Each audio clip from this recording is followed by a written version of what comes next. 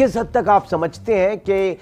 سیاسی حالات یا معاشی حالات اسپیشلی معیشت جو ہے تھوڑی بہت اب آپ کو بہتری ہوتی ہوئی نظر آ رہی ہے ان تمام تر سخت اقدامات کے بعد؟ کیا ٹنل کی دوسری طرف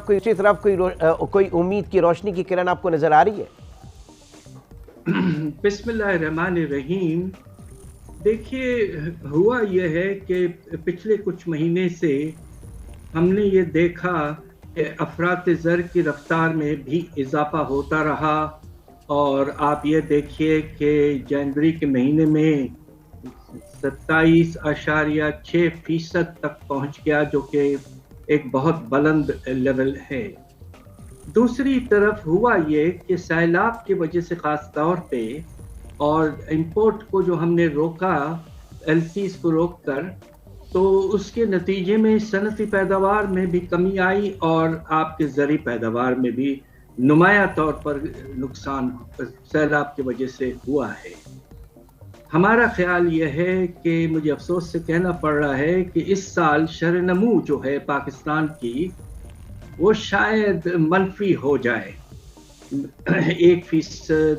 2% بھی ہو سکتا ہے۔ اچھا، تو لہٰذا اس وقت پاکستان جو مشکل میں پھنسا ہوا ہے، اسے انگریزی میں اگر آپ اجازت دیں تو کہوں اسٹیگفلیشن، جی، بری طرح سے، جبکہ آپ کے پیداوار میں کمی، نمایاں طور پر اضافہ، تو حالات اس لحاظ سے بہتر نہیں ہو رہے ہیں، اور بس ہماری امید یہ ہے کہ بس کسی طرح سے آگے چل کر کچھ سنبھالنے کی کوشش کی جائے گی۔ اچھا، اب یہ سنبھالنے کے لیے جو کوشش کی جا رہی ہے، ہارڈ ڈیسیشن جو لیے گئے آئی ایم ایف کے پروگرام کو، کیونکہ ظاہر ہے lender of the last resort I M F ہے، اور اس حکومت نے جتنا آرٹیفیشلی مینٹین کیا ہوا تھا، روپے کی قدر کو روکے رکھا تھا یا ڈالر کو روکے رکھا ہوا تھا، آپ کچھ بھی کہہ لیں، اصرار ان کا یہ تھا کہ آپ مارکیٹ بیسڈ میکینزم کے اوپر آئیں، ڈالر آپ کی شرح تبادلہ جو ہے وہ مارکیٹ اس کو ڈٹرمائن کرے گی۔ تو اوور دی پیریڈ ہم نے دیکھا تقریباً کچھ آج بھی میرے خیال سے 6 روپے ڈالر جو ہے وہ بڑھا ہے، تو 45 روپے کے قریب جو ہے وہ ڈالر بڑھ گیا ہے، اور اس کے بعد آپ سمجھ رہے ہیں کہ اب مارکیٹ فورسز جب ڈٹرمائن کریں گی تو صورتحال بہتر ہوگی، کیونکہ اب اس ڈفرنس کا ڈالر کا جو آپ کا انٹر بینک اور اوپن مارکیٹ اور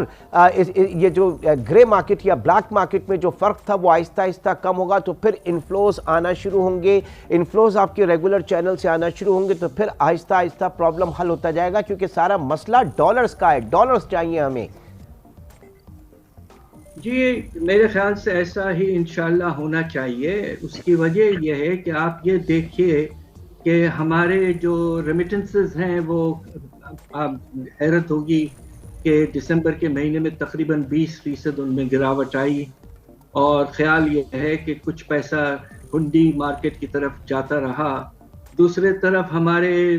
برآمدات میں بھی کچھ کمی آئی، اس لیے کہ شاید ایکسپورٹرز نے ریٹینشن باہر کر لیا تھا اور تھوڑا سا پیسہ وہ بھی ہنڈی سے لے آ رہے تھے۔ یہ اندازہ یہ ہے کہ اس کی وجہ سے اکتوبر کے مہینے سے تقریباً 2 سے 2.5 ارب ڈالر کا نقصان اس لحاظ سے ہوا کہ باہر کا پیسہ آفیشیل چینلز کے تھرو نہیں آیا۔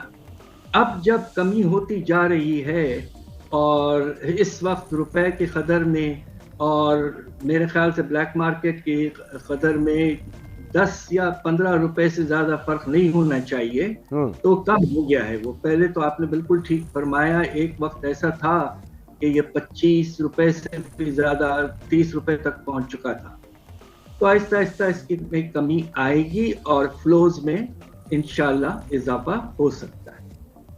ٹھیک، اچھا، اب دوسری چیز سر یہ کہ تھوڑا سا ہم اگر فسکل سائٹ پہ دیکھیں، فسکل آپریشنز کو میں بعد میں ذرا مانیٹری سائٹ کو ہی دوبارہ دیکھتے ہیں، اور اس میں